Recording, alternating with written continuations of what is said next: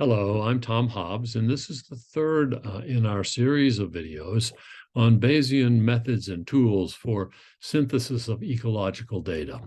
And the topic for this video is how do we compose priors using published values from multiple studies. It's an extremely useful thing to know how to do.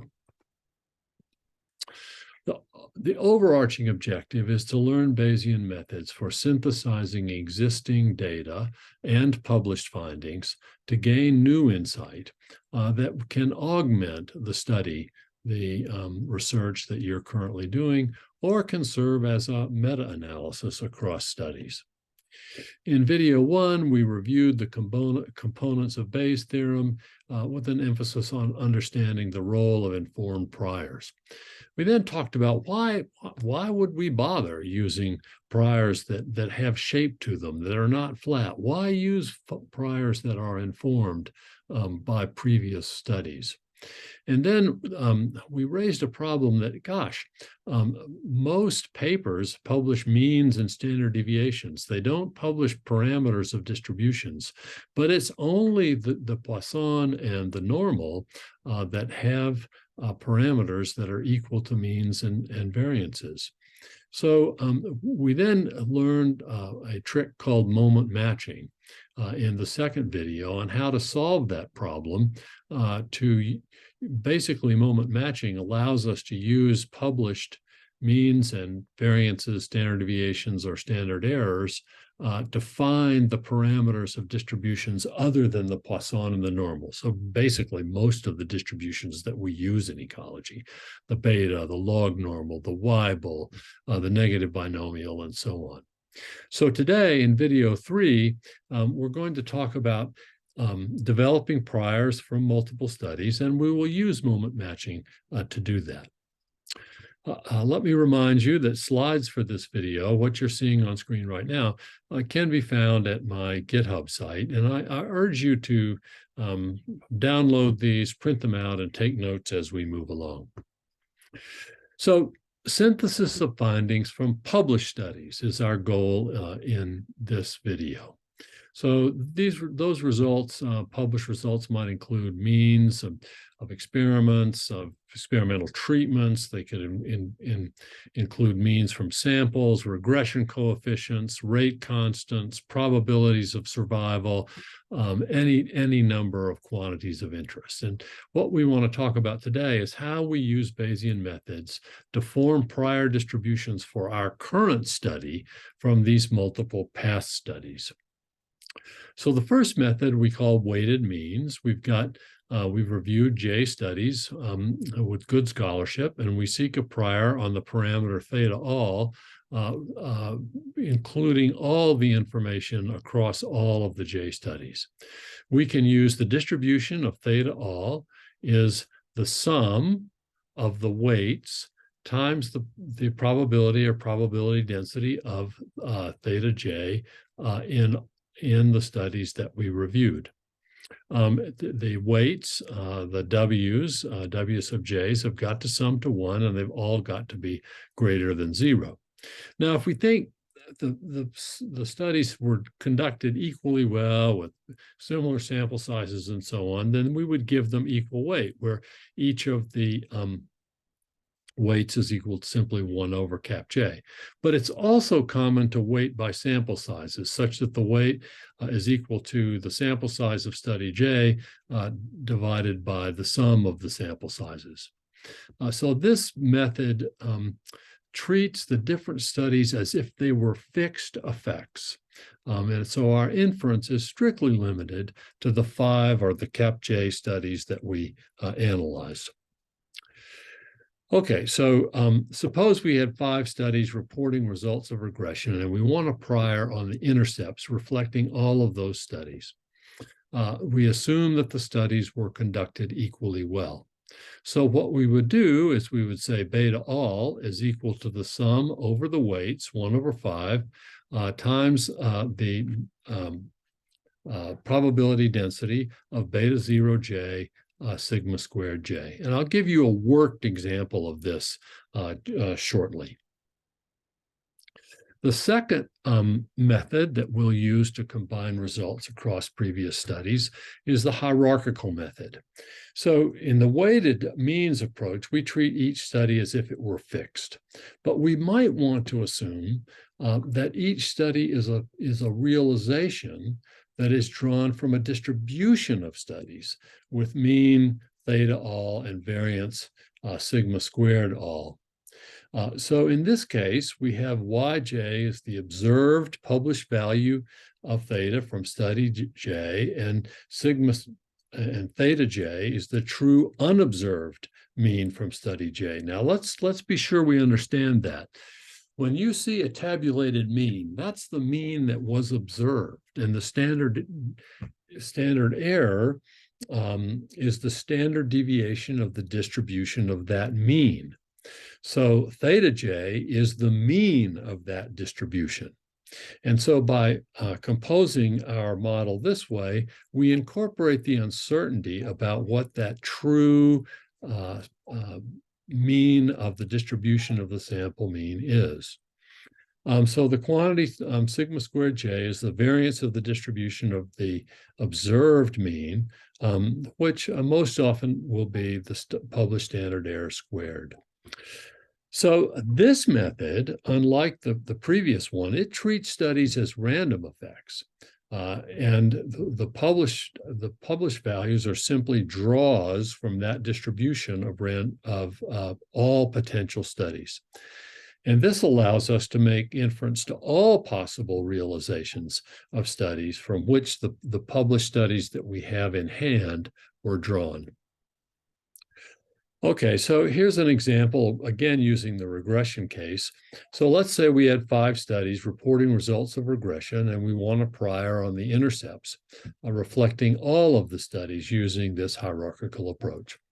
We would say that the posterior distribution of the intercept across all studies and the variance across all studies is we're going to condition on the observed means, that is the vector y, and the observed variances.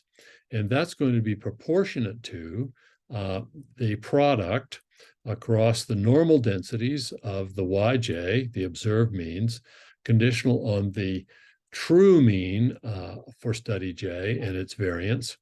And then we have vague priors on the quantities that we seek to find out, the mean and the variance across all studies. So how do we get the numbers that we need to use in our analysis? So what we would do is we would use the mean and standard deviation of the MCMC output as parameters for a normal prior on beta 0 that reflects all the information in the 5 studies.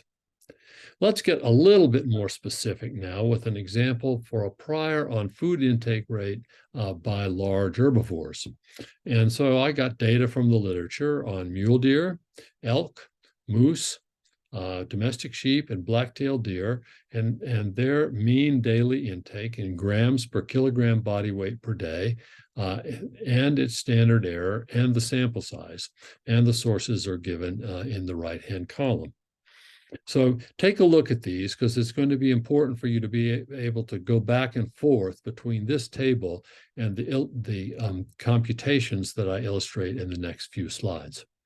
So for a weighted prior on eta, on the left-hand side of the tilde is the observed mean intake rate. So in the first example, we've got a mean intake rate of 20.6 with a standard error of 2.4. We're going to moment match. The observed intake rate is a gamma distributed random variable with the unobserved true mean for that study as eta 1 and the standard error 2.4 in the denominator. You recognize that as the moment match for the gamma distribution. We proceed down to the next line in the table. We put the observed mean on the left-hand side and the observed standard error in the denominator of the moment match. And the parameter that we seek is, for that study, is the true unobserved intake rate.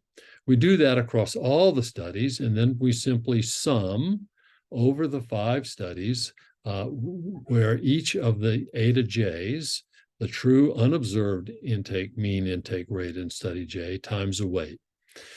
So the numbers on the left-hand side of the tilde, be sure you understand, are the observed mean intake rates. The numbers in the denominators are the squared standard errors from each study. And then eta all is the mean intake across the 5 intake studies, reflecting all the information. We can set the WJ as 1/5 for equal weighting, or as N sub J divided by the sum to weight by sample size. And here's the corresponding JAGS code for this. I think for those of you who are familiar with JAGS, that was one of the prerequisites for these videos. We simply are going to have a for structure over the number of rows in the table, where we've let y equal the observed sample means. And then we're going to give up equal weight in the first case, and then I commented out the case where we weight by sample size. We then have the distribution that corresponds to the moment match for the gamma, and after all of those are done, we have a derived quantity for eta all, which is simply the sum of the vector eta multiplied by the vector w. We include eta all in the MCMC output, and the mean and standard deviation of eta all can be moment matched to form a gamma prior on eta using the information from all 5 of the tabulated studies. So now let's do an example on the hierarchical method for a prior on eta. Same sort of setup through the everywhere except at the end. We're not simply going to take a weighted mean, but rather we're going to say that the eta j's are that is the true unobserved mean intake in study J is distributed as, I should have gamma here, is distributed as gamma with the parameter we seek, mu squared eta, over sigma squared eta, and mu eta over sigma squared eta. So let's just go through these. N sub j is the true mean intake from study J. The numbers on the left-hand side of the tilde are the observed mean intake rates. The numbers in the denominators are the squared standard deviations from each study, and mu sub n is the mean intake reflecting all the information of all possible realizations of intake studies. And here's the corresponding JAGS code. What we want to do is include mu underscore eta in our MCMC output, and then we'll use the mean of mu eta and the standard deviation of mu eta from the MCMC output to moment match the input for a gamma prior on eta, reflecting the information from all studies. So here's a comparison of those 3 different methods. They're quite different, really, which means you have to make the choices of how you're going to compute these priors advisedly. So the distributions are the prior distributions that we would use, whether in our current work, reflecting the information that's in the past work. The rose-colored is fixed with equal weight. The green is fixed weighted by sample size, and the blue is the hierarchical approach. So the hierarchical approach, of course, has a much bigger variance. There's much more uncertainty because we're making inference to all possible studies. The variances of the fixed approach are substantially less because we're really only entitled to make inference to those five studies. There's a pretty big difference between the equal weight and the n-weighted, because there was one study in the n-weighted that had a much larger sample size, 87 versus much smaller numbers. So we need to make this choice advisedly. And here's some guidance. We will use a fixed approach when we want a highly informative prior that's going to exert a strong influence on the posterior. If we believe all of the studies were done equally well and should play equal roles in inference, then we're going to choose the equally weighted approach.